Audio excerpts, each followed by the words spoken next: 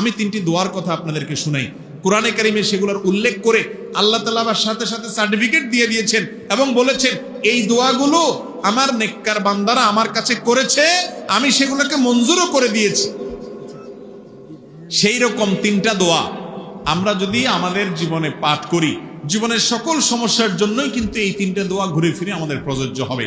তার একটা হলো কঠিন বিপদে, কঠিন মুসিবতে রক্ষার যখন কোনো পথ খোলা নেই, দেয়াল যখন পিঠের সাথে লেগে গেছে, এরকম সময়ে আমরা দেখেছি আল্লাহর একজন নবী ইউনুস আলাইহিস সালাম আল্লাহর কাছে কিছু বাক্য বলে প্রার্থনা করেছেন।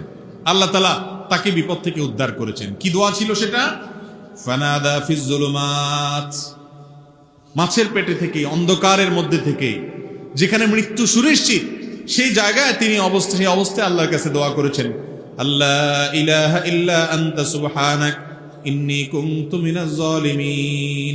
দোয়া করে বলেছেন, আল্লাহকে আহ্বান করে ডেকে বলেছেন, ও আল্লাহ, লা ইলাহা ইল্লা আন্ত, আপনি ছাড়া কেউ সত্যিকারের মাবুদ নাই, ইন্নী কুনতু মিনাজ সুবহানাক, আপনার পবিত্রতা বর্ণনা করছি, ইন্নী কুনতু মিনাজ জালিমিন, আমি হলাম জালিমদের অন্তর্ভুক্ত, আমি নিজের প্রতি নিজে অবিচার করেছি, আমি নিজে ভুল করেছি। আল্লাহর কাছে এই দোয়া করে, এই বাক্যগুলো বলে আল্লাহর কাছে দোয়া করেছেন কে?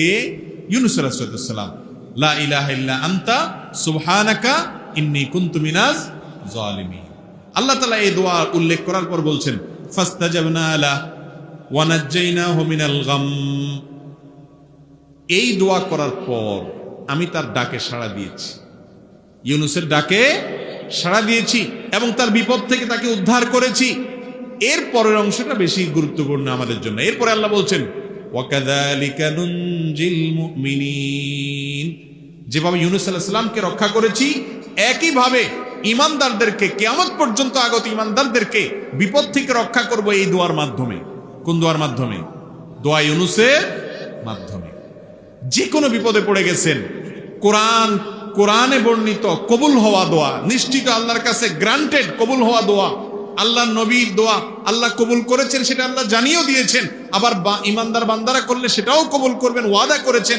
শুধু তিনি ওয়াদা করছেন তা নয়, নবী করিম সাল্লাল্লাহু আলাইহি সাল্লাম বলেছেন, আল্লাহর কোন বান্দা যখন ইউনুস আলাইহিস সালাম এর দোয়া লা ইলাহা ইল্লা আনতা সুবহানাকা ইন্নী কুনতু মিনাজ জালিমিন, এটা মূলত আল্লাহর প্রশংসা মাখা একটা বাক্য, যেটার মাধ্যমে দোয়াও লুকায়িত আছে, আল্লাহর কাছে প্রার্থনা আছে এর মধ্যে অন্তর্নিহিতভাবে। এই বাক্যের মাধ্যমে যে ব্যক্তি দোয়া করে, নবী করিম সাল্লাল্লাহু আলাইহি সাল্লাম বলেছেন, সে দোয়া কবুল না হয়ে পারে না। তাহলে যে কোনো বিপদ আপদে কোরআনের একটা কবুল হওয়া দোয়া আপনি পাঠ করতে পারেন, সেটা হলো ইউনুস আলাইহিস সালামেরটা। সেই বাক্য হলো আল্লাহকে ডেকে বলবেন, ও আল্লাহ, লা ইলাহা ইল্লা আন্ত সুবহানাকা ইন্নী কুনতু মিনাজ জালিমিন। মানুষের জীবনে আরেকটা বড় সমস্যা হলো অসুখ বিসুখ, দুরারোগ্য ব্যাধি, এমন মুসিবত, এমন অসুখ, যে অসুখ থেকে আরোগ্য লাভের কোনো উপায় আমরা খুঁজে পাচ্ছি না। সাধারণ চিকিৎসা আমরা গ্রহণ করব, সুন্নাত, নবী করিম সাল্লাল্লাহু আলাইহি সাল্লাম বলেছেন, তোমরা চিকিৎসা গ্রহণ করো, রোগ হলে ঔষধ সেবন করো। আপনার কোন দুষ্ট জিনের প্রভাব যদি আপনার মধ্যে হয়ে থাকে বলে প্রমাণিত হয়, তাহলে আপনি কোরআন হাদিস এর আলোকে ঝাড়ফুঁক করেন, ঠিক আছে, এগুলা গ্রহণ করেন। তবে মূল কাজ ওই আসল জায়গায় দরখাস্ত করে রাখেন, কারণ মঞ্জুর হবে সেখান থেকে। আর সেটার জন্য আল্লাহ নবী আইয়ুব আলাইহিস সালামের একটা দোয়া আল্লাহর খুব পছন্দ হয়েছে, কোরআনে সেটা উল্লেখ করেছেন। ওনার দোয়াটাও আল্লাহ তাআলা কবুল করেছেন। তিনি কি বলেছেন? তিনি বলেছেন, আন্নী মাসসানিয়াদ দুররু ওয়া আনতা আরহামুর রাহিমিন। তার অসুখটা ছিল অনেক মারাত্মক অসুখ, অনেক কষ্টের অসুখ, যে অসুখের কারণে তার কষ্টের শেষ সীমানায় তিনি পৌঁছে গেছেন। এত কষ্ট, এত যন্ত্রণা, এত অসুখ, এটা থেকে রক্ষার জন্য তিনি বলেছেন, রব্বি আন্নী মাসসানিয়াদ দুর, ও আল্লাহ, আমার কষ্ট আমাকে পেয়ে বসেছে, আমার অনেক কষ্ট আল্লাহ, অনেক অসুখ। ও আনতা আরহামুর রাহিমিন, অথচ আপনি সকল দয়ালুদের মধ্যে শ্রেষ্ঠ দয়ালু, অর্থাৎ আমার প্রতি রহম করেন।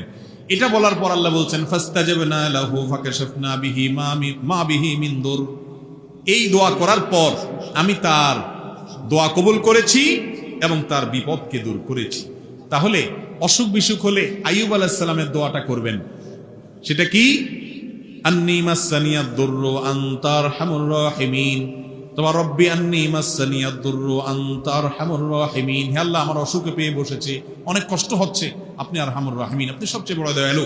মুস্তাদরাকে হাকিমের একটা বর্ণনা পাওয়া যায়, সেই বর্ণনা সম্পর্কে মুহাদ্দিসরা অনেকে দাঈফ বলেছেন, কিন্তু বর্ণনার যে মূল মর্ম সেটা ঠিকই আছে, বিশুদ্ধ বিভিন্ন হাদিসের আলোকে বর্ণিত, এই আয়াতের আলোকে বর্ণিত। তা হলো বান্দা যখন আল্লাহর কাছে হে আরহামুর রাহিমিন এরকম বলে এরপরে চায়, মনের চাওয়াগুলো পেশ করে, গোছায় বলতে না পারলেও আল্লাহ কবুল করবেন। আপনি কিছু না বলতে পারেন, শুধু কাঁদেন, শুধু কাঁদেন, আর মনে মনে আল্লাহকে বলেন আল্লাহ আলিমুম বিজাতি সুদূর, মনের খবর রাখেন, দোয়া কবুল হবে ইনশাআল্লাহ। নিজেরা দোয়া করতে হবে ভাই।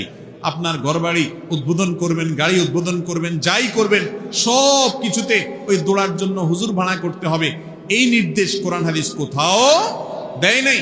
বরং আলেমদের কাছে দোয়া চাইবেন ঠিক আছে, কিন্তু নিজের দোয়াটা নিজে আল্লাহর কাছে পেশ করবেন। চেষ্টা করবো না ইনশাআল্লাহ। আরেকটা দোয়া হলো নিঃসন্তান মানুষের দোয়া, সন্তান হচ্ছে না, আল্লাহর কাছে এই কষ্ট দূর করার জন্য আপনি দোয়া করলেন। তো কোরআনে একটা মকবুল মুস্তাজাব, আল্লাহর কাছে কবুল হওয়া গ্যারান্টেড দোয়ার নজির আমরা পাই। আল্লাহ নবী জাকারিয়া আলাইহিস সালাম তিনি আল্লাহর কাছে দোয়া করেছেন, কি বলে? ওয়া জাকারিয়া ইয নাদা রাব্বাহ রব্বি লা তাযারনি ফারদা ওয়া আনতা খায়রুল ওয়ারিসিন।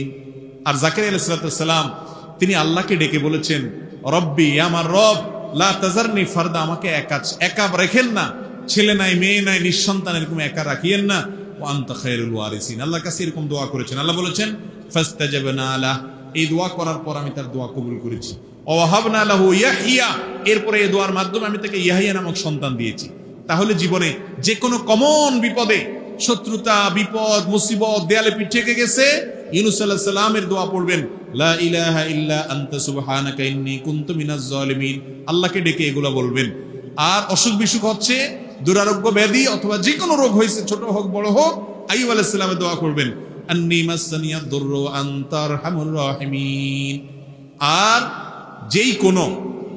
যে কোনো মানুষ নিঃসন্তান অথবা সন্তান হচ্ছে, মনে মতো হচ্ছে না, ছেলে হচ্ছে, মেয়ে হচ্ছে না, আল্লাহর কাছে দোয়া করবেন জাকারিয়া আলাইহিস সালামের দোয়া। সেটা কি?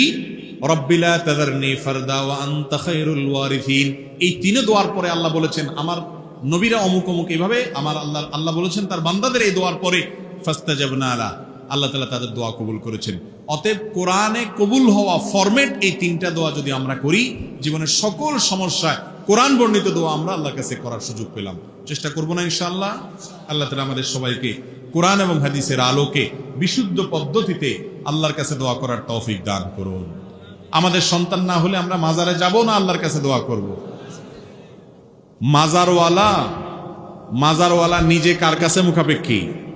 আল্লাহর কাছে মুখাপেক্ষী। তাইলে আমরা কি মাজারওয়ালার কাছে যাব, নাকি মাজারওয়ালা, মাজারে যিনি শায়িত আছেন তিনি যার কাছে চান আমরাও তার কাছে চাইব?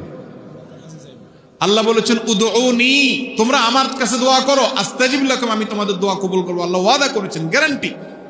আর আমরা যাচ্ছি ওই মাজারে দোয়া চাইতে।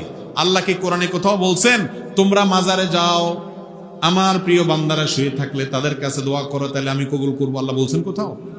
আল্লাহ বলেছেন উদউনি, আমার কাছে দোয়া করো। আমরা যাচ্ছি মাজারে, এর মাধ্যমে দোয়া তো কবুল হচ্ছেই না, বরং ইমানটা খুইয়ে নষ্ট করে শিরক করে আমরা শেষ হয়ে যাচ্ছি। ঠিক না ভাই? ঠিক। সন্তান হচ্ছে না, কার কাছে দোয়া করতে হবে? নাকি কোনো মাজারে যেতে হবে? সন্তান হচ্ছে না, এই জন্য কোনো মাজারে গেলে, কোনো পীরের দরবারে গেলে সন্তান হবে? কার কাছে যাইতে হবে? আল্লাহ রাব্বুল আলামিনের কাছে। আল্লাহর বান্দা যদি আল্লাহর কাছে না গিয়া আল্লাহর বান্দাদের কাছে যায়, দাসদের কাছে যায়, আল্লাহ রাব্বুল আলামিন এটাকে সহ্য করেন না। শিরক আল্লাহর কাছে জঘন্য অপরাধ। কেন জঘন্য অপরাধ আমি আপনাদেরকে একটু উপমা দেই। এখানে যদি ধরেন প্রধানমন্ত্রী আসেন, প্রধানমন্ত্রীর চেয়ারে আপনি যদি একজন চৌকিদারে বসান, ওনার জন্য যে মালা বানাইছেন একই মালা যদি চৌকিদার সাহেবের গলায় দেন, তাহলে প্রধানমন্ত্রীর মেজাজ কি পরিমাণ গরম হবে বলেন? উনি অপমান বোধ করবেন কি করবেন না? অথচ প্রধানমন্ত্রীও মানুষ, ওই চৌকিদার সাহেবও কি মানুষ। একজন প্রধানমন্ত্রী আর একজন চৌকিদার এতটুকু পার্থক্য, কিন্তু দুজনই মানুষ। সেখানে আহকামুল হাকিমিন আল্লাহ রাব্বুল আলামিনের সামনে যেটা পেশ করার কথা, দোয়া করার কথা, সেটা যদি আল্লাহর একজন সাধারণ গোলামের কাছে করেন, তাতে আল্লাহ রাব্বুল আলামিনের আরশ কাঁপবে কি কাঁপবে না? আর এই জন্য আল্লাহ বলেছেন ইন্নাল্লাহা লা ইয়াগফিরু আন ইউশরাকা বিহি, আল্লাহর সঙ্গে শিরক করলে আল্লাহ সেটা অপরাধ ক্ষমা করেন না, ওয়া ইয়াগফিরু মা দুনা যালিকা, অন্যগুলো মাফ করেন। এই জন্য আর যা করেন আর না করেন কোনো মাজারে গিয়ে দোয়া করে শিরিক করবেন না, কোনো মাজারে সিজদা করে সিজদা করে শিরিক করবেন না। সন্তান দরকার, মাজারে যায় চাইবেন না, সব কিছু চাইবেন সরাসরি আরশে আজিমের মালিকের কাছে হাত তোলার মাধ্যমে ইনশাআল্লাহ। চেষ্টা করবেন, আল্লাহ চাইেন তো। আল্লাহ তাআলা আমাদের সবাইকে শিরক থেকে বেঁচে থেকে সুন্নাত পদ্ধতিতে দোয়া করার তৌফিক দান করুন। ওয়া আখিরু দাওয়ানা আলহামদুলিল্লাহি রাব্বিল আলামিন।